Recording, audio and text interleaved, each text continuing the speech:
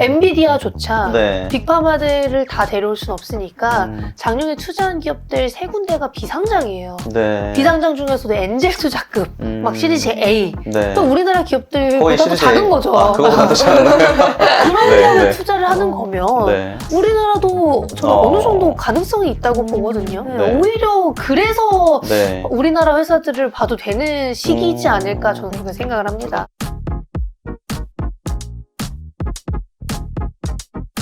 우리 강하나 연구원께서는 어떤 종목을 오늘 선택하셨을지 어떤 부분부터 먼저 좀 설명을 해주실 건가요? 뭐 산업 기초를 그냥 네. 간단하게 짚고 네. 넘어가면 좋을 것 같은데 어찌됐든 제약바이오 산업에 있어서 의약품, 그러니까 신약 개발이 메인이잖아요. 네. 근데 그런 신약 개발이라는 걸 알기 위해서는 일단 의약품 네네. 분류부터 좀 설명을 드려야 될 네. 것 같은데요. 어찌됐든 약이 제약바이오 산업에 있어서 가장 중요하다 보니까 의약품이 어떻게 나뉘는지 또 알고 가시면 좋습니다. 네. 일단 의약품은 크게 전문의약품, 일반의약품 이렇게 나눌 수가 있고 이 의약품은 완제의약품이라고 생각하시면 되고요. 네. 이제 원료의약품은 또 다른 큰 분류 중 하나인데 원료의약품은 말 그대로 이제 API라고 부르죠. 이 완제의약품을 만들기 위한 그 성분들을 다 원료의약품이라고 네, 합니다. 이제 원료의약품은 너무 이제 다른 분야라서 빼고 얘기를 좀 드릴 거고 의약품 중에서 이제 전문의약품이랑 일반의약품을 생각하시면 되고 전문의약품은 의사 처방이 필요한 의약품을 네. 뜻합니다. 그러니까 우리가 병원에 가서 저 어디 아파요 하고 처방 처방전을 전이 받잖아요. 있어요. 네. 그걸 가지고 이제 약국을 갔을 때 받는 약들이 네, 네. 전문의약품이고 네. 이제 일반의약품은 그냥 내가 좀 아프다 싶어서 약국에 들어가서 이제 감기약 주세요 했을 때 타이레놀 같은, 받는 게 네. 이제 일반의약품입니다. 근데 여기서 또 중요한 건요. 이제 전문의약품이 우리가 아는 대부분의 신약 개발 회사들이 만드는 약이에요. 그러니까 일반 의약품은 말 그대로 뭐 일반 의약품이기 때문에 시장도 전문 의약품보다 좀 작고 약들도 한정적입니다. 네, 네. 왜냐면 대부분 다 약하거든요. 아, 전문 의약품이 훨씬 더 세요. 네, 성분이든 뭐 효능이든. 일반 의약품은 누구나 살 수 있기 때문에 효능 면에서 조금 떨어지고 그냥 편하게 그렇게 네, 처방을 네. 받을 수 있는 약들인 네. 거고요. 이제 전문 의약품 같은 경우에 신약, 그러니까 오리지널 약인 신약과 그리고 그렇지 않은 복제약인 이제 제네릭 쪽으로 나뉩니다. 근데 오리지널 신약이 우리가 알아야 되는 부분인 거죠. 어찌됐든 신약 개발을 한다라는 말이 네. 제일 제약바이오 투자할 때 많이 듣는 내용인데 이제 오리지널 약 그게 이제 신약인 거고 오리지널 약은 여기서 또 나뉘어요. 화학합성 의약품, 바이오 의약품. 화학합성 의약품은 과거 제가 초반 뭐 아스피린 이런 거 나왔을 때부터 페니실린 이렇게 처음 나왔을 때부터 있었던 저분자 화물을 생각하시면 되고요. 화학합성 의약품이기 때문에 상대적으로 이제 구조적으로 우리가 알고 있는 게 많은 부분인 거고 요즘에 떠오르는 의약품 분야는 이제 바이오 의약품. 바이오 의약품은 이제 생물을 기반으로 나오는 거기 때문에 이제 세포를 기반으로 한다든지 유전자를 기반으로 하는 뭐 세포 치료제, 유전자 치료제, 뭐 면역 항암제 이런 것들이 다 바이오 의약품입니다. 항체 의약품도 바이오 의약품이고요. 네. 그래서 요즘에는 이제 바이오 의약품이 네. 대세긴 합니다만 네. 여전히 시장을 봤을 때는 거의 반반 정도라고 보시면 될 것 같고요. 네. 이제 아까 전문의약품은 신약이랑 네. 복제약으로 나뉜다고 네, 말씀을 네. 드렸잖아요. 근데 이제 이 복제약 분야도 우리나라가 정말 잘하는 바이오시밀러가 있고 이 바이오시밀러에서 뭐 제형이 조금 더 좋아진다라든지 기존 바이오 의약품 대비 좋아지는 이제 바이오 베터가 또 있어요. 이 바이오시밀러 바이오 베터는 아까 말씀드린 신약에서 바이오 의약품의 복제약 을 이렇게 부르는 거고요. 그 다음에 이제 제네릭, 계량 신약은 화학합성 의약품의 복제약을 뜻합니다. 그래서 계량 신약은 또 아까 바이오 베터처럼 기존 약보다 조금 뭐 계량을 해서 좋아진다라든지 첨가가 되는 경우에는 이제 계량 신약, 그냥 복제약이면 같은 성분의 복제약이면 제네릭이라고 생각을 하시면 될 것 같습니다. 그리고 두 번째로는 이제 신약 개발 프로세스인데요. 여기서 신약 개발 프로세스라고 하면 신약 개발을 하기 위한 모든 그런 단계인 거죠. 네. 어찌됐든 신약 개발을 하기 위해서는 물질을 먼저 찾아야 되고 그 물질을 찾아서 그 물질로 이제 동물 실험을 하고 그 다음에 네. 사람에게서 실험하는 임상 시험에 들어가는 거고 그 다음에 임상 시험이 다 끝나야만 이게 뭐 신약으로 출시가 되든 이제 뭐 안 되든 되겠죠. 어찌됐든 물질을 일단 하나 찾아요. 근데 이 물질을 찾는 단계도 몇 년이 걸립니다. 어찌됐든 좋은 물질을 처음에 잘 찾아야 이게 네. 뭐 동물 실험이든 임상에서든 잘 더 나올 네, 거잖아요. 그 다음에 이걸 이제 뭐 세포 실험, 뭐 동물 실험 다 체크를 하고, 그러니까 전임상 단계에서는 이제 동물 실험, 독성, 뭐 유해성 다 체크를 하고 그 다음에 여기서 좀 괜찮다 싶으면 그제서 이제 사람에게서 테스트를 할 수 있는 임상 1상에 진입을 하게 됩니다. 네. 근데 임상 1상이 원래는 이제 안정성을 메인으로 체크를 하는 단계인데 환자 수 적은 편이죠. 당연히 1상이니까. 근데 여기서 또 중요한 게 항암제의 경우에는 임상 1상에서 유해성부터 같이 체크를 해요. 왜냐하면 환자를 대상으로 진행을 하기 때문에. 네. 이제 다른 질환의 경우에는 건강한 사람을 대상으로 진행을 할 때도 있어서 임상 1상은 안전성 검증이 메인이다라고 보시면 될 것 같고요. 그 다음으로는 성공률이 가장 낮은 임상 2상. 임상 2상의 경우에는 유효성을 처음으로 테스트하는 단계예요. 네. 그래서 유효성이 확실하게 나와야 되기 때문에 통계적 유의치도 너무 중요한 임상 단계인 거고, 여기서 또 중요한 거는 환자 수가 1상보다 늘어나는 경우가 좀 있습니다. 아까 말씀드렸다시피 효능을 메인으로 체크를 하는 단계예요. 그리고 임상 3상은 1상, 2상 합친 거라 생각하시면 돼요. 근데 이제 대규모 임상이다. 네. 대규모 임상이기 때문에 통계적 유의치를 달성하기 좀 더 어렵겠죠. 그리고 조금 더 유효성을 확실하게 알 수 있는 단계인 거고. 그래서 임상 3상은 용량, 요법, 뭐 유효성을 다 검증하는 단계. 그리고 비용도 그다음에 엄청 많이 들고. 그죠. 그렇죠? 그래서 대부분 글로벌 좀 작은 바이오텍들, 뭐 작다라고 하면 10조 언더를 뜻합니다. 그래서 여기서 10조 원이죠? 네. 10조 원, 네. 10조 원 언더를 네. 뜻합니다. 근데 임상 3상 전에 라이선스 아웃을 그래도 한두 건은 해야 네. 이 기업의 가치가 좀 올라가고 그 다음부터 돈이 좀 생겨서 네. 내 거를 할 수 있는 기업들이 네. 될 수 있어요. 임상 3상이 글로벌 임상을 하면 돈이 너무 많이 들어가거든요. 그쵸. 그리고 FDA도 당연히 자기들만의 그런 카르텔이 있을 텐데 네. 당연히 있습니다. 거기는 리베이트가 합법인 나라이기 때문에 네. 그래서 FDA의 경우에는 그런 노하우가 정말 필요한데. 절대적이고 네. 그래서 대부분 임상 3상 전에 라이선스 네. 아웃하는 거를 추천하고 3상이 그만큼 돈, 시간 너무 많이 드는 네. 단계다라고 보시면 될 것 같고요. 3상이 잘 끝나야 이제 그 다음에 드디어. 신약 쓰기 네. 신청할게요 하고 네. FDA든 뭐 식약처든 EMA, 유럽 EMA든 다 신청을 네. 하고 그다음에 승인을 받는 그런 네. 신약 계열 프로세스가 있습니다. 네. 만약에 임상 이상에서 통과가 안 되면 아예 처음부터 아니요, 영이 되는 그 끝인 건가요? 거죠. 그냥 대부분의 기업들은 아. 그냥 드랍을 하죠. 그럼 네. 되게 계속 이상만 나오면 적자가 심하겠네요, 기업이. 그 전에 그죠. 이미 적자가 네, 심했는데 이미 적자인데 이제 더 적자. 네. 근데 임상 이상을 여러 번 하는 네. 회사들도 있어요. 왜냐면 이게 1차 평가 지표를 좀 네. 다르게 하는 경우에는 네, 잘 되는 경우도 있고 혹은 타겟 환자를 좀 바꾸는 경우도 있습니다. 그래서 네. 이게 이상이 망했다라고 해서 네. 뭐 회사가 망하는 건 아니고 뭐 물질이 다른 망한 건 방법으로, 아니고 네. 한번 다른 걸 또 시도해보는 그런 계기가 되죠. 네. 다만 대부분 한번 실패를 하면 이제 안 하는 경향이 있긴 합니다. 네. 제가 이제 의약품 분류 아까 소개해 주신 거 중에서 좀 질문을 드리면 네. 우리나라가 어떻게 보면은 뭐 제네릭 쪽에 상당한 기술을 가지고 있고 그리고 뭐 삼성바이오나 아니면 또 셀트리온 같은 회사들이 시가총액으로 보면 또 어마어마하잖아요. 네. 네. 삼바 같은 경우에는 55조 뭐 이 정도 되죠. 맞습니다. 그리고 셀트리온도 뭐 40조 중반 정도 이렇게 되는데 우리는 일단은 뭐 일반 투자자들은 바이오 의약품 쪽에 상당히 관심을 지금 많이 가지고 있다는 거죠. 근데 아까 말씀하신 것처럼 전체적으로 보면 시장은 그 오리지널 신약하고 그리고 제네릭하고 50대 50 정도 되는 아니요. 합성 의약품과 네. 바이오 네네. 의약품이요. 네. 네. 그렇고 이제 제네릭 쪽은 우리나라가 상당히 이제 강점을 잘하고 보이고 있는데 이제 바이오 의약품 쪽에서는 좀 아직까지 뭐 그렇게 큰 회사들이 이제 뭐 알테오젠이라든지 레오켄 바이오 아까 ABL 바이오. 네. 그 정도 말씀하셨는데 이 회사들이 진짜 나중에는 그런 뭐 삼바나 셀트리온 같이 될 수 있다는 꿈을 가지고서 지금 하고 있는 거겠죠. 근데 비즈니스 모델이 네. 너무 달라서 네. 이게 비교를 하는 것 자체가 네. 조금 힘들 것 같고요. 네. 어찌됐든 이 바이오의약품 신약을 개발하는 기업들 혹은 기술을 보유하고 있는 기업들은 빅파마들과의 계약이 되게 네. 이상적이고 중요하죠. 빅파마들과의 계약을 한 다음에 이제 자기 거를 이제 하는 그런 전략이 베스트인데 네. 어찌됐든 이 세 회사 모두 빅파마와의 계약이 있었던 회사들이다 네. 보니까 저는 네. 충분히 글로벌 기업으로 도약할 수 있을 거라고 네. 생각을 하고 있습니다. 제가 저번에 한번 강의하시는 거를 봤는데 여기 보면은 제네릭 쪽의 회사들이 좀 이익률이 좀 적다고 하신 게 맞나요?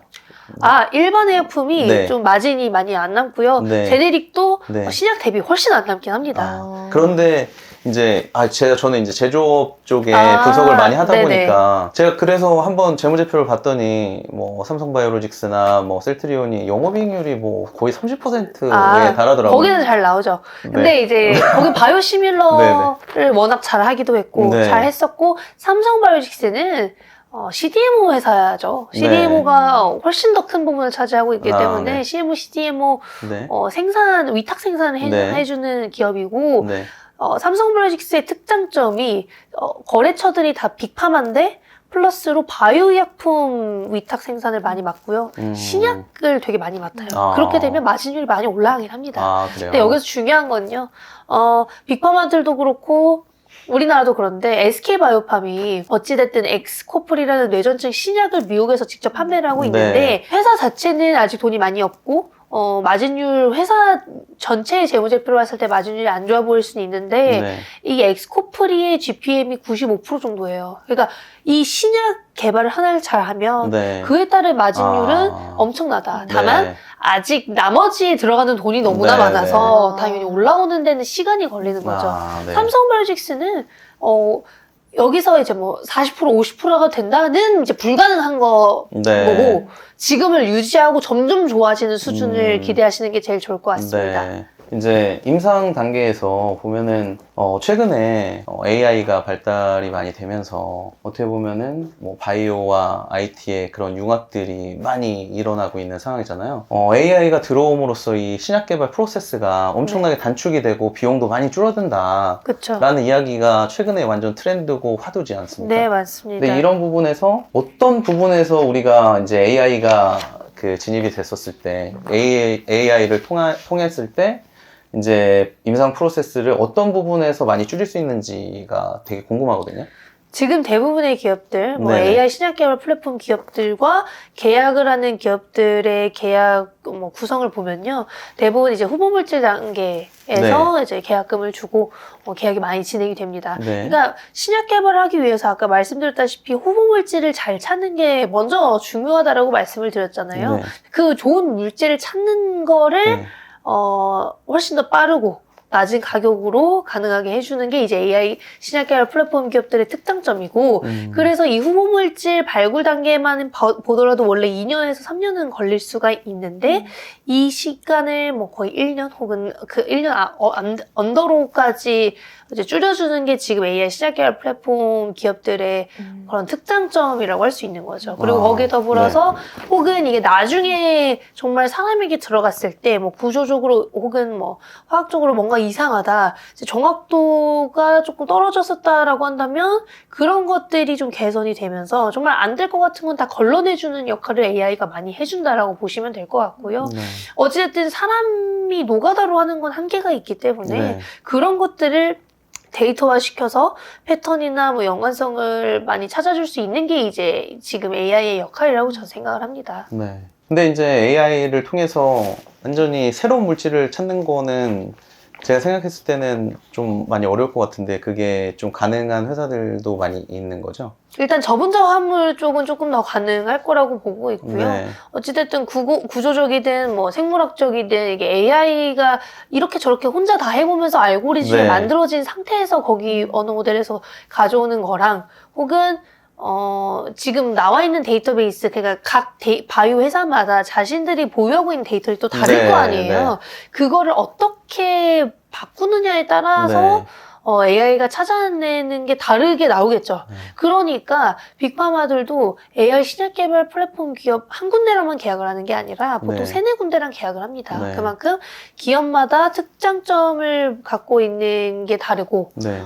이 플랫폼마다 찾아낼 수 있는 그런 방식의 물질들이 다르기 때문에 그런 것만 생각하셔도 약물 재창출을 지금 많이 한다고는 하지만 바이오약품이든 혹은 정말 새로운 저분자 화합물이든 결과적으로 나올 수 있을 거라고 저는 생각을 합니다. 지금 말씀하신 그 가운데에서 보면 최근에 그래서 엔비디아가 네. 여러 가지 그런 데이터들을 가지고 있는 회사들하고 협업을 하면서 어떻게 네. 보면은 자기 플랫폼을 더 이제 더 진흥화시키고 그렇죠. 그 안에서 다른 연구들도 할 수 있게끔 막 만들고 그쵸. 있는 거잖아요. 근데 이런 부분들이 어떻게 보면은 그런 데이터들을 진짜 좋은 데이터들을 가지고 있는 회사들, 뭐 빅파마들은 조금 여기에 들어가기를 좀 꺼려하는 부분이 제 생각에는 네. 있는 것 같기도 하고, 그리고 또 좀 작은 그런 데이터들을 많이 가지고 있었던 회사들은 엔비디아가 이렇게 플랫폼도 만들어주고 거기다 데이터 좀 주고 하면 또 슈퍼컴퓨터 지원도 받고 막 이런 부분들이 많이 그쵸. 생기면서 최근에 엄청나게 그 시장 분위기가 많이 바뀌고 있는 것 같은데, 이런 부분들은 빅파마들한테는 경쟁이 되는 걸까요? 아니면은 뭐 어떤 더 좋은 기회가 되는 걸까요? 아니면 뭐 중소기업들, 우리나라에 있는 그런 바이오 기업들한테는 뭐 기회가 될지 위협이 될지 상당히 좀 궁금한데. 네. 이제서야 좀 AI 신약 개발 플랫폼 혹은 AI 바이오의 시장이 저는 개화됐다라고 생각을 네. 해서 당연히 좋은 기회라고 생각을 하고 있고요. 네. 시장 성장의 초입 부분이기 때문에 네. 바이오텍이든 빅파마든 전부 저는 좀 좋은 영향을 받을 수 있을 거라고 생각을 합니다. 빅파마도 좋아지고 뭐 일반 우리나라에 있는 그쵸. 바이오텍들도 좋아질 수 있는 네. 게 시장 자체가 이제 시작인 거예요. 뭐 엔비디아의 경우에는 작년에 뭐 투자도 많이 하고 자체적으로 플랫폼도 보여주면서 이제 바이오 쪽에 대한 직접적인 투자를 많이 했었는데, 이제 뭐 구글의 자회사인 아이소모픽이나 뭐 다른 기업들은 뭐 이제서야 좀 시작을 하는 것 같은 기업들도 좀 있습니다. 근데 엔비디아가 좀 유독 강하게 투자를 네. 하고 있는 상황인데, 엔비디아 또한 지금도 여전히 부족하다라고 얘기를 했었고, 특히나 이제 AI 신약 개발 플랫폼 쪽은 자기들이 다 할 수가 없다. 왜냐하면 엔비디아는 IT 회사잖아요. 바이오 회사는 아니에요. 아무리 잘하고 아무리 좋은 기업이라고 해도 바이오 회사는 아니고요. 어찌됐든 모든 바이오 회사가 보유하고 있는 데이터, 갖고 있는 뭐 그런 앞으로의 물질, 그런 것들이 다 너무나 다르기 때문에 이 바이오 쪽이야말로 스타트업, 뭐 바이오텍, 빅파마, 뭐 빅테크까지 다 같이 좀 공존할 수 있는 유일한 분야라고 저는 생각을 하고 있는 거고요. 네. 여기서 또 더 중요한 건 젠슨 황도 이제 좀 바이오를 강하게 얘기하기 시작한 거. 네. 뭐 JP모건 헬스케어 컨퍼런스에서는 이제 바이오 쪽 네. 바이오니모라고 해가지고 플랫폼도 네, 다 소개를 제대로 하고, 보여주고 네. 리커전과 만든 베타 서비스도 보여주고 네. 리커전이랑 제슨왕이랑 완찬회에서도 계속해서 이제 바이오 쪽에 우리가 제대로 좀 투자를 하고 있고 의지를 강하게 보여주고 네. 있는 상황이거든요. 그래서 이런 것들을 보면 어찌됐든 이 시장이 열린 건 사실이고, 뭐 우리나라 기업이든 해외 작은 기업이든 도움을 받을 수 있는 상황이 왔다. 빅파마들이 엔비디아와 계약을 안 하는 이유는 자기 데이터가 다 거기 갈까봐도 있을 거긴 할 것 네. 같아요. 네. 어찌됐든 모든 빅파마들은 서로 경쟁 네. 회사니까. 그래서 빅파마들이 오히려 작은 AI 신약 개발 플랫폼 기업들이랑 되게 많이 거래를 해요. 한 군데가 아니라 네. 일라일리도 5군데랑 계약이 되어 있거든요. 네. 그리고 그 외에 이제 뭐 사노피 같은 기업도 바이오 AI 신약 개발 플랫폼 작은 기업이랑 계약이 되어 있고. 네. 근데 뭐 엔비디아라고 해서 빅파마랑 계약을 안 한다? 그건 아니에요. 암젠이랑 계약이 되어 있고요. 네. 뭐 슈레딩거랑도 협력이 되어 있고. 네. 뭐 근데 구글의 자회사인 아이소모픽도 일라일리랑 뭐 계약이 되어 있긴 합니다. 네. 다만 엔비디아랑 하는 건 아닌 거죠. 네. 그래서 그렇게 조금 에고가 좀 강한 빅파마들은 네. 엔비디아랑 안 하려는 것 같기는 해요. 그러니까, 말씀하신 것처럼. 네. 다만 이 바이오니모도 아무리 이런 데이터를 다 쌓인다고 해도 걔네만 베스트가 되진 않을 거고, 네. 말씀드린 것처럼 AI 신약 개발 플랫폼은 이제 다 같이 좀 공존을 하고 각자의 특징이 있을 그런 산업이라고 생각을 합니다. 네. 그래서 제 생각으로는 확실히 국내 이런 바이오텍들 기업들 그리고 엔비디아랑 협력이 가능한 아니면 하고 있는 그런 회사들한테는 상당히 좋은 기회가 될 것 같은데 이제 말씀드린 것처럼 이제 빅파마들이 너무 좀 자기네들 데이터를 지키려고 하는 모습들을 보여주는 게 아닌가 하는 생각들이 있어서 이제 또 좀 그런 것들이 있잖아요. 이게 신약 개발이라고 하는 게 빅파마들이 거의 뭐 80~90%를 독점하고 있는 그런 시장이다 보니까 이 작은 회사들끼리 모여봐야 또 뭐가 되겠냐 하는 이런 생각도 있었지만 또 최근에 엔비디아가 들어오면서 아 얘네 이런 회사들이 진짜 빅파마에 견줄 만한 회사가 또 등장하는 게 아니냐. 최근에 뭐 리코전 같은 회사들이 아무래도 그렇게 두각을 나타내고 네. 있는 것 같고요. 한국 기업들에도 상당히 좀 도움이 될 만한 그런 이벤트인 것 같은데 국내 회사들 중에서는 좀 지켜봐야 될 회사가 좀 있을까요? 어찌됐든 국내에서 AI 신약 계열 플랫폼 하면 신테카바이오랑 이제 파루스아이바이오가 네. 대표적으로 좀 언급이 많이 되는데요. 네. 어찌됐든 신테카바이오는 슈퍼컴퓨터도 보유하고 있고 데이터 네. 센터를 보유하고 있기 때문에 최근에 네. 좀 관심을 많이 받고 있는 것 같습니다. 네. 이제 뭐 파로사이 같은 경우에는 그 엔비디아 쪽하고 아까 바이오니모를 예. 이제 활용하고 네. 있죠. 완전히 딱 거기에 핏하는 회사라고 보여지는데 이제 신데카 바이오 같은 경우는 저도 이제 회사 탐방을 다녀왔고 네. 네. 실제로는 지난해까지 저희 회사에서 뭐 좀 지분도 들고 있었을 정도로 좀 많이 이제 공부를 했었던 회사긴 하거든요. 근데 제가 미국에서 공부하고 와서 뭐 부랴부랴 이제 회사에 좀 주가가 많이 떨어져 있었거든요. 그때 당시에는. 네. 근데 이제 좀 알아보니까 회사가 어떻게 보면은 이런 시대 변화에 어떤 포지셔닝을 해야 될지 조금 회사 내부적으로 잘 좀 결론이 안 나 있는 상태다. 좀 이런 느낌을 좀 받았거든요. 그런 네. 부분은 좀 어떻게 생각하고 계시는 거예요? 사실 그거는 아직 회사도 네.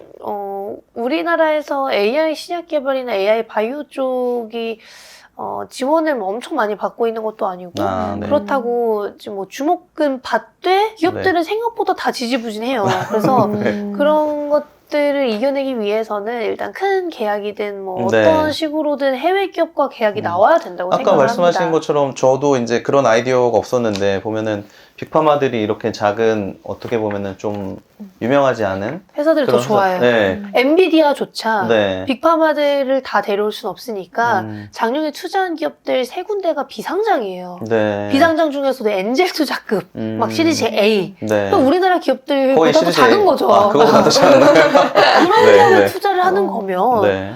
우리나라도 저는 어. 어느 정도 가능성이 있다고 보거든요. 그렇네요, 정말. 네, 오히려 그래서 네. 우리나라 회사들을 봐도 되는 시기이지 않을까 저는 그렇게 생각을 합니다. 그런 쪽으로 진짜 아이디어를 생각해보면 충분히 네. 가능성이 있는 그런 얘기인 것 같네요. 신테카 바이오 근데 잘 모르시는 분들이 있어가지고 네. 뭐 간략하게만 좀 소개해 주실 수 있을까요?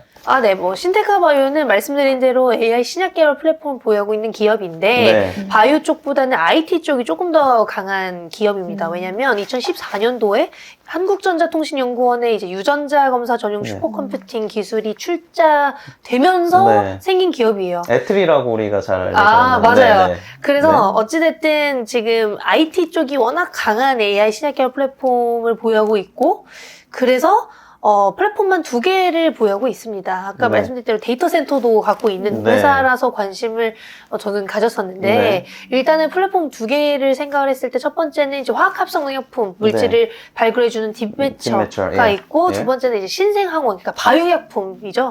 바이오약품을 만들 수 있는 그 항원을 찾을 수 있는 네오 ARS 이렇게 2개를 보유하고 있습니다. 근데 이제 딥매처는 저분자물, 아까 화학합성 네.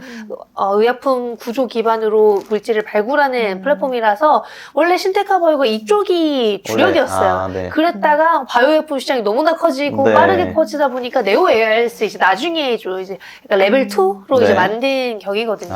그래서 이렇게 2개로 이제 화학합성 의약품 전용 하나, 바이오약품 전용 하나 이렇게 플랫폼을 2개 보유하고 있는 회사입니다. 네. 최근에는 이제 신테카 바이오가 네. 뭐 한번 그래도 AI 신약 개발 관련돼서 주가도 좀 올랐다가 지금 잠깐 조정을 받고 네. 있는 상황이라고 보는데 어떤 부분에서 좀 모멘텀이 발생할 수 있다고 생각하십니까? 작년 말에 네. 바이오 슈퍼컴퓨터 센터를 개설했잖아요. 네네. 그래서 그럼으로써 이 데이터 센터를 보유한 국내 유일 AI 네. 기업이 되어 버린 건데 네. 이 프로젝트를 함께하기 위한 기업과의 계약이 나와줘야 되지 않을까 싶습니다. 네. 어찌됐든 모든 AI 신약 개발 플랫폼 기업들은 자신의 플랫폼이 매우 좋다라고 얘기를 해요. 그런데 그걸 증명시키기 위해서는 그 플랫폼을 활용해서 물질을 발굴했을 때 그 물질이 괜찮다라는 증명을 해내야만 네. 합니다. 근데 그러려면 시간이 다 걸리는 거고 이 플랫폼으로 도출해낸 후보 물질의 데이터를 확인해야 되는 거잖아요. 그래서 그런 시기가 지나가거나 이 플랫폼으로 계약이 하나라도 좀 매출이 10억 원 이상이라도 하나라도 나와줬을 때 네. 조금 더 관심을 받을 수 있을 거라고 저는 생각을 하고 있습니다. 혹은 이제 데이터 센터를 워낙 잘 보유하고 있는 기업이다 보니까 이 데이터 센터 관련 계약이 하나라도 나와주면 네. 그런 것들이 좀 반영이 되지 않을까 싶어요. 지금은 그 데이터 센터가 그러면은 좀 뭐 운영이 어떻게 되고 있는지 아직까지는 이렇다 할 계약이 없어서 그러면 놀고 있는 건가요? 그런 사람들이 코인 채굴 해야 되는 거 아니냐고 막 그렇게 농담을 많이 네, 하시더라고요. 네. 맞아요. 그런 게 저도, 조금 네, 아쉽습니다. 그런 부분들이 이제 좀 일거리가 많이 생기게 되면은 시장에서도 많이 알려지고 할 것 같은데 네. 그런 부분이 좀 아쉬운 부분인 것 같습니다. 음. 두 번째 이슈는 그 2024 AICR이 임박한 상황에서 이제 4월 달에 AACR이 네. 이제 개최가 되게 되는데 네. 3월 달에 이제 초록이 발간되죠. 네. 네, 그래서 어떻게 보면은 그 참여 기업들 가운데에서 그 발표하려고 하는 이 데이터들이 어떤 내용인지에 대해서 네.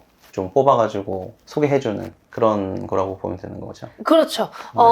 학회가 개최되기 한 달 전에 대부분 이제 초록이 발표가 되고 네. 그래서 초록이 발표될 때도 이제 관심을 많이 받죠. 네. 그래서 대부분 학회가 있는 시기를 보면 그 학회 전 달이 가장 수익률이 좋습니다. 아, 그래서 회사들이요? 네, 그래서 12월이 항상 매년 아, 바이오 수익률이 너무 좋아요. 네. 1월에 JP모건 헬스케어 컨퍼런스는 네. 연중 가장 큰 행사가 하나 있지 음. 않습니까? 그래서 12월은 제약바이오 네. 수익 너무너무 좋은 달이고 네. 그리고 3월도 4월 AACR을 앞두고 네. 좋아지는 구간입니다. 왜냐하면 일단 2월은 아무것도 없기 때문에 이제 좀 쉬어가는 구간이라고 많이들 생각을 하시고요. 1월도 네. JP모건 이후부터는 정말 쉬어가는 구간이라고 많이들 생각을 하시는데 3월부터 이제 4월에 대한 기대감 그리고 4월 이후부터는 6월에 바이오 USA랑 아스코라는 이제 큰 학회가 네. 두 개나 있어요. 그래서 3월부터 조금 다들 좀 준비를 하시는 그런 경향을 많이 보여주시는 것 같습니다. 어찌됐든 AACR이 3대 암학회 중에서 첫 번째 학회이기 때문에 네. 관심을 충분히 가져볼 만하고 이게 임상 초기 단계에 있는 파이프라인을 많이 발표를 해요. 그래서 국내 기업들이 좀 많이 가겠죠. 네. 우리나라는 대부분 임상 초기 단계이기 때문에 이제 그렇구나. 많은 네. 기업들이 참여를 합니다. 네. 그래서 대표적으로는 이제 레오캠 바이오, 뭐 에이벨 바이오, 네. 지노벤 컴퍼니, 뭐 앱클론, 뭐 큐리언트 뭐 이런 식으로 네. 항암제 보유 기업 중에서 이제 초기 단계 혹은 전임상 단계 파이프라인을 많이 네. 좀 홍보를 하러 가고 거기 가서 빅파마들과의 뭐 미팅을 좀 잘 하는 게 이 기업들의 목표인 거죠. 네.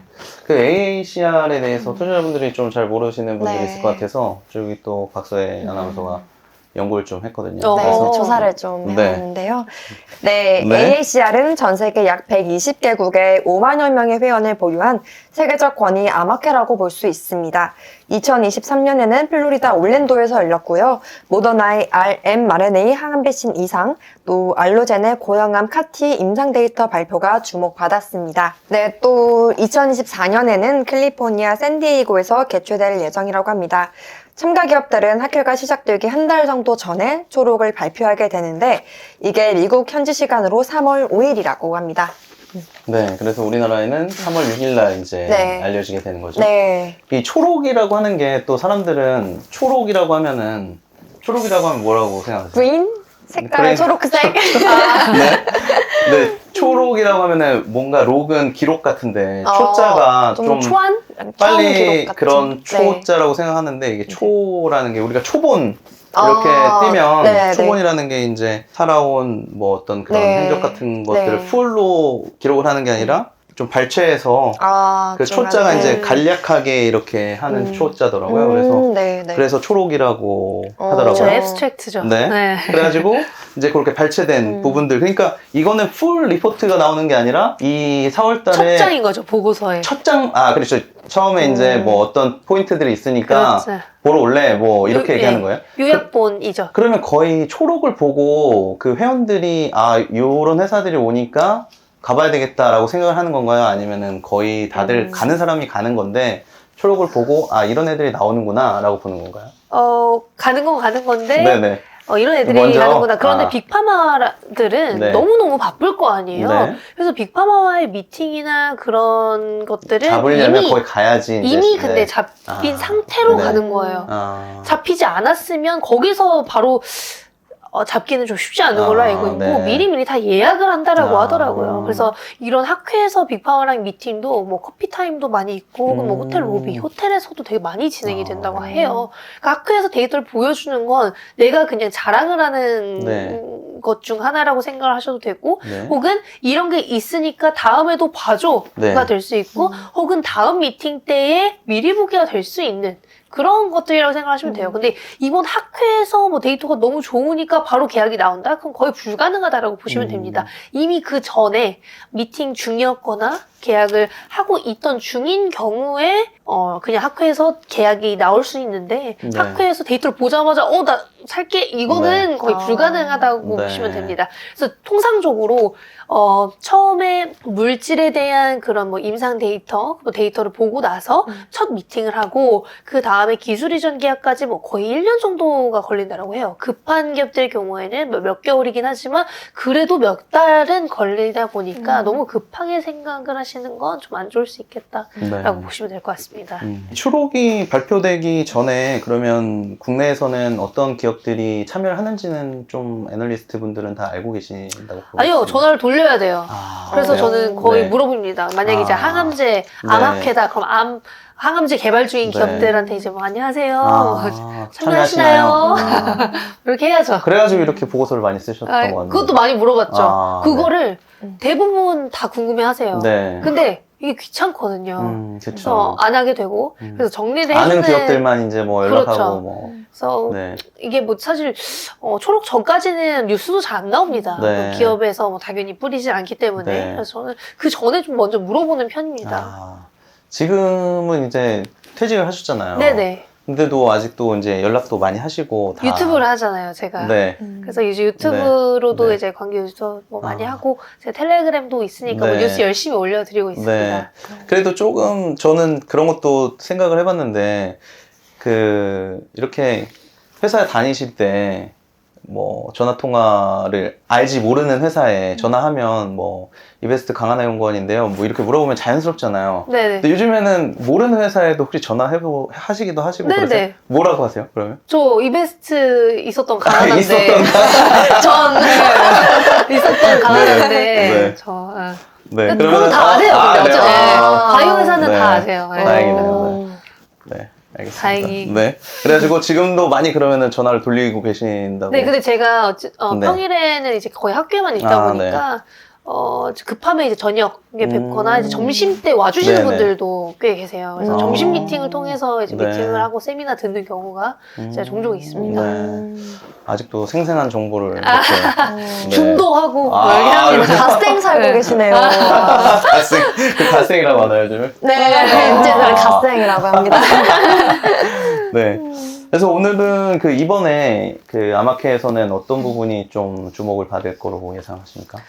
작년에는 말씀해주신 것처럼 세포치료제 쪽이 관심을 네. 많이 받았다라고 하면 좀 올해도 세포치료제는 뭐 항상 네. 관심 많이 받고요. 면역항암제 거기에다 이제 ADC는 지금 네. 작년부터 너무 관심을 많이 받고 있는 분야이기 때문에 네. 올해 4월부터 이제 ADC 네. 계속해서 봐야 되지 않을까 네. 그렇게 보고 있습니다. ADC를 먼저 좀 설명을 해주셔야 될 것 같아요. 그쵸. 이제 네. 항체 우리 박사의 네. 아나운서도 모르니까. 네. 네. 일단 쉽게 말해서 항체 약물 접합제인데요. 네. 이제 네. 표적 치료제라고 생각을 하시면 됩니다. 네. 궁극적으로는 이 항체랑 약물이 결합해서 그게 암으로 이제 다이렉트로 가면서 암을 없애는 공격을 하는 네. 그런 방식의 플랫폼이라고 생각을 하시면 되는데요.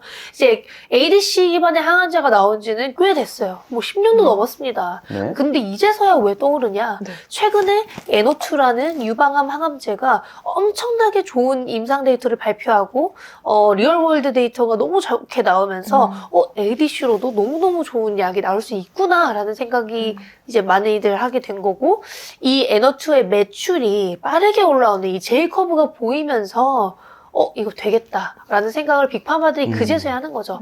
빅파마들 파이프라인 다 보유하고 있긴 했었습니다만 작년부터 라이선스 계약이랑 M&A를 20건 네. 이상 했을 정도로 가장 계약이 많았던 분야가 ADC예요. 네. 그래서 어찌됐든 ADC는 지금 떠오르는 샛별 중 하나고 한번 죽었다가 떠오르는 거기 때문에 오히려 진짜다. 지금 가능성이 빅파마들, 크다. 오히려 빅파마들이 이거는 해야 된다라는 어. 인식이 좀 많이 생긴 것 같습니다. 네. 네, 지난해 상반기에 이제 화이자에서 시젠 맞아요. 인수한 거하고 머크에서 그 다이치생교 네, 네. 물질 네. 풀로 다가 네. 가져왔죠. 그런 부분들이 이제 시장에서는 되게 관심을 끌만한 이벤트였었고 올해도 이런 부분들이 쭉 이어질 거다라고 보시는 거죠? 그렇죠. 그리고 머크가 면역 항암제가 지금 항암제 시장 독보적 1등이잖아요. 네. 키투즈가 작년에 30조 원 팔렸거든요. 네. 진짜 많이 팔린 거예요. 어디 머크. 네, 아니 머크? 머크의 그 항암제 어떤 부분에 쓰이는 항암제? 키트루다요? 네. 키트루다 같이 네. 30조 원 팔리는 애들은 네. 적응증이 10개가 다 넘습니다. 아, 그래요. 해양, 네. 뭐 전부 다. 유방암, 네. 예. 아. 그 정도 매출이 나오려면 네. 대부분 10개가 넘어요. 아. 자가면역 질환 치료제 휴미라도 20조 원 넘게 팔렸잖아요. 네. 걔도 10몇 개였어요. 아. 와. 이렇게 좀 매출이 말도 안 되게 많이 나온다 싶으면 네. 다, 네. 그렇게 적응증이 굉장히 많습니다. 아, 네. 근데 이제 머크의 키트루다도 그런 식으로 이제 적응증이 계속 확장되면서 이제 매출 전망치가 올라가게 됐었던 거거든요. 그런데 머크가 나 ADC랑 병용 투여할 거야라고 했었어요. 네. 그러니까 ADC가 또 떠오르게 된 거죠. 네. 그래서 그만큼 지금 ADC는 모두의 파트너 혹은 단독 투여만으로도 좋은 효능을 보여주고 있는 그런 분야라고 보시면 됩니다. 네. 국내 시장에는 어떤 기업들이 좀 ADC 쪽에 많이 연관이 돼 있는 회사들이 있을까요? 뭐 대표적으로는 레고캠바이오, 네. ABL바이오, 뭐 비상장비 피노바이오, 네. 혹은 이제 삼성바이오식스도 이제 ADC 생산한다, 뭐 네. 이런 거 다 얘기는 많이 나와 있는데요. 네. 당연히 1등 네. 기업은 이제 레오캠바이오라고 네. 저는 생각을 합니다. 네. 어쨌든 ADC 플랫폼을 보유하고 있고, 최근에 J&J, 존슨앤존슨의 정말 큰 빅딜을 네. 성사시키면서 네. 지금 각광받고 있는 기업이기 때문이에요. 네. 레오펜바이오도 이번에 AACR에 참석을 하게 되는 건가요? 네. 네. 레오캠바이오는 네. AACR, 뭐 아스코 거의 다 네. 이제 참석을 단골. 하시고, 네, 네. 단골이라고 네. 보시면 되는데요.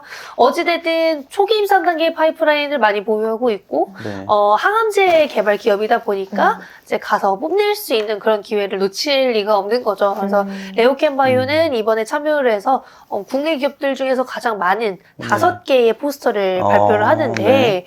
그 중에서 이제 신규 타겟도 있기 때문에 그 부분은 아직 알려져 있지 않지만 제일 대표적으로 지금 기대를 하고 계신 분들은 이제 클라우드 18.2라고 네. 이것도 암에 많이 분포가 되어 있는 분야입니다. 그래서 클라우드 18.2는 이제 허투 네. 같이 이제 유방암에 많이 나타나는 변이 혹은 최근에 이제 팔린 이제 트랍2 네. 타겟처럼 항암제에 많이 보이는 그런 변이나 발현되는 부분인 건데요.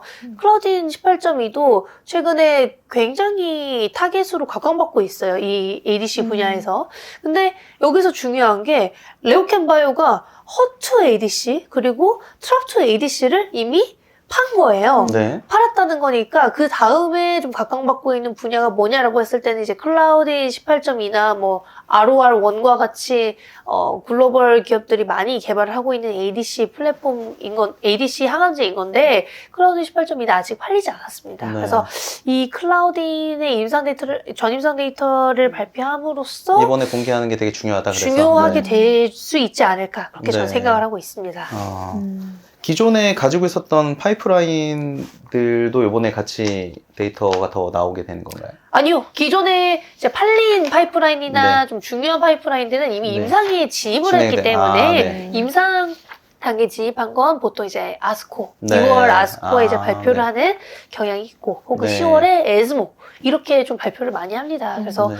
팔린 경우에는 이제 그 물질을 사간 기업이 발표를 많이 하기 때문에, 이제는 이제 뭐 레오캠바이오에 손을 떠났다라고 생각을 해도 될 것 같습니다. 네. 레오캠바이오라고 하면 지금 시가총액이 한 1조 4천억 1조에서 2조 사이라고. 있는데, 네. 지금 그 회사의 가치가 저희가 이제 외부에서 봤었을 때는 좀 적정한지에 네. 대한 그런 생각들이 많이 있잖아요. 네. 근데 거의 다 이제 바이오 기업들을 평가를 한다고 하면은 기존에 있었던 파이프라인을 가지고서 뭐 현재 가치가 어느 정도 될 네. 거다라고 하는 뭐 미래 가치를 이제 좀 할인해서 가져오는 방식으로 이제 밸류에이션을 많이 하는 것 같은데, 투자자들은 어떻게 보면은 모멘텀을 보고서 많이 플레이를 네. 한다는 말씀이시죠. 그러니까 그런 생각을 많이 가지고 투자를 하잖아요. 네, 그러면 맞습니다. 말씀하신 것처럼 지금 AACR에서 새로 개발하고 있는 그런 신물질들을 소개하면서 투자 모멘텀이 발생한 거다라고 하는 것들도 있고, 또 기존의 파이프라인들도 어떻게 보면은 지금 현재 가치로 계산했었을 때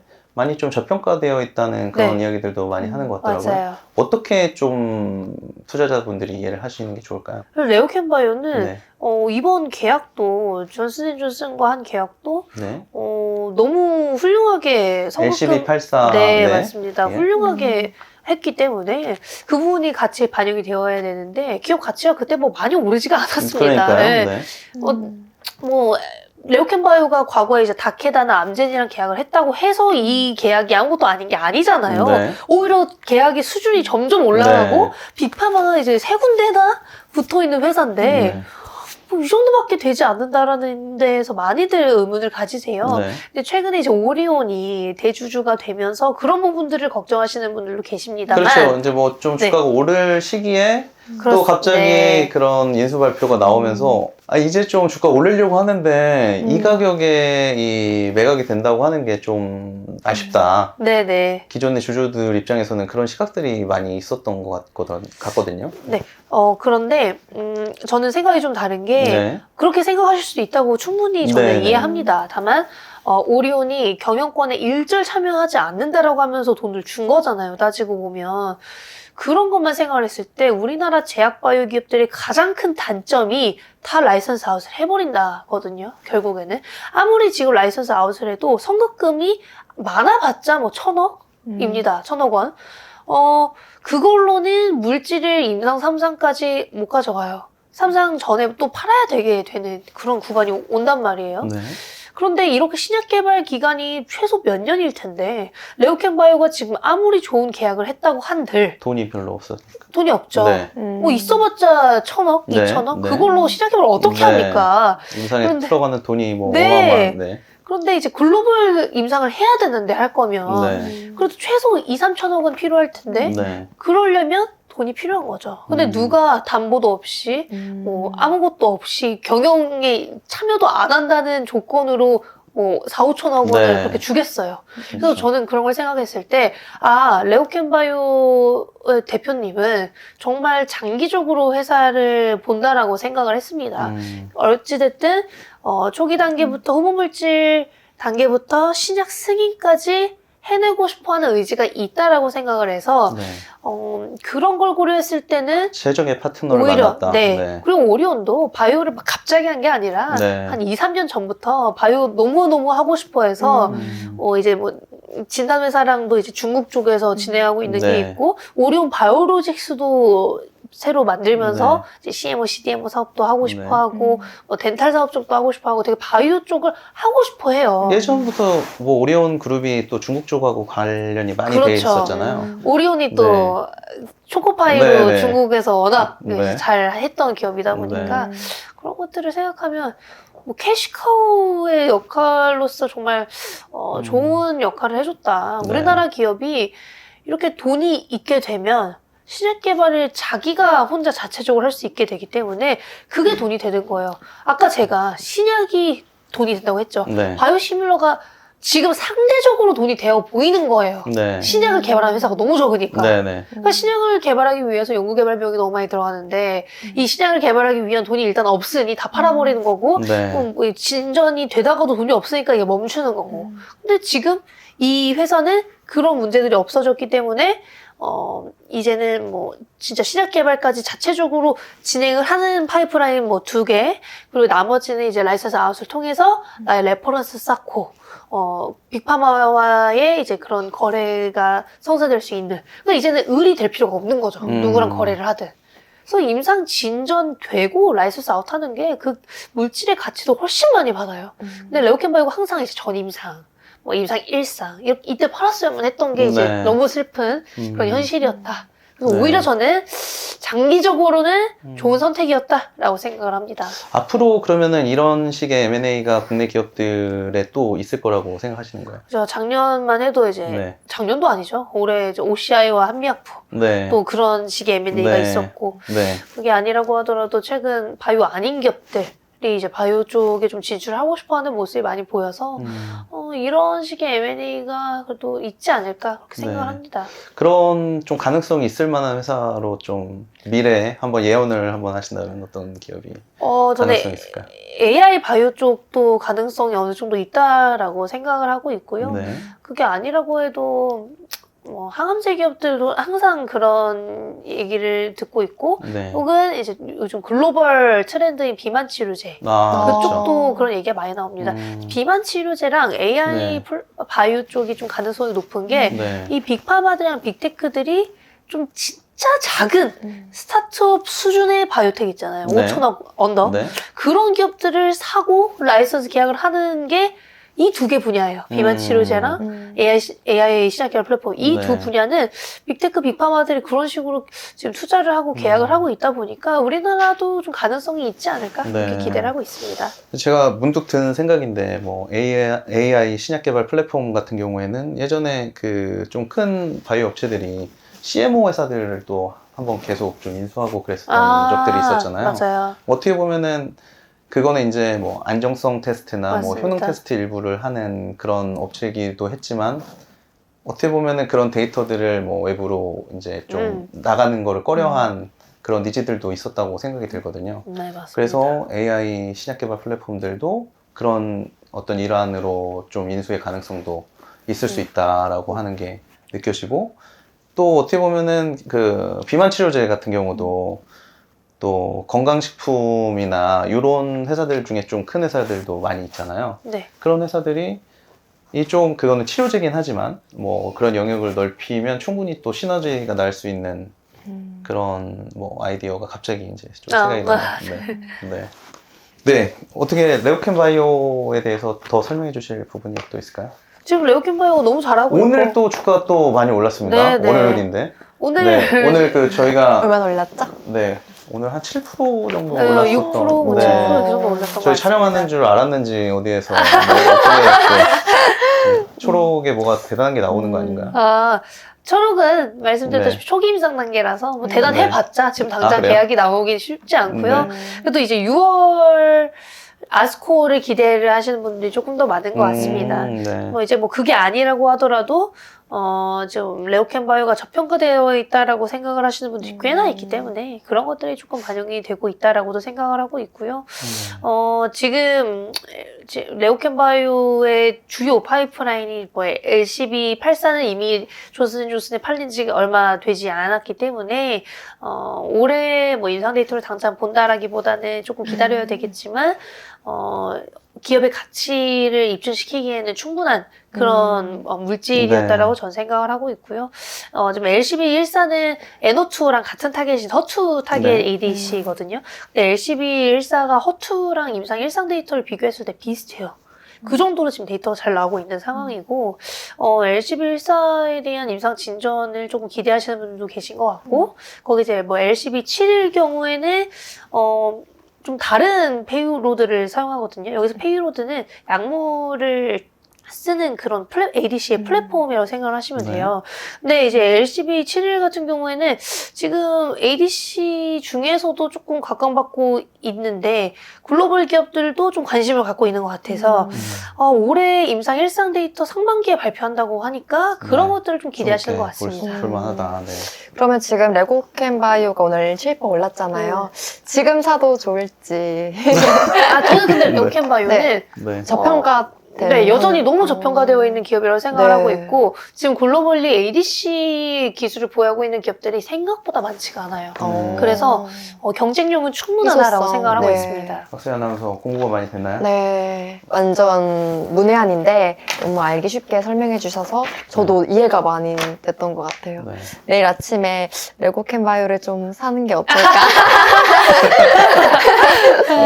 네, 이렇게 오늘 첫 시간인데 강하나 연구원께서 나와주셔서 너무 감사드리고요. 제가 공부를 하면서 이런 이야기를 들은 적이 있습니다.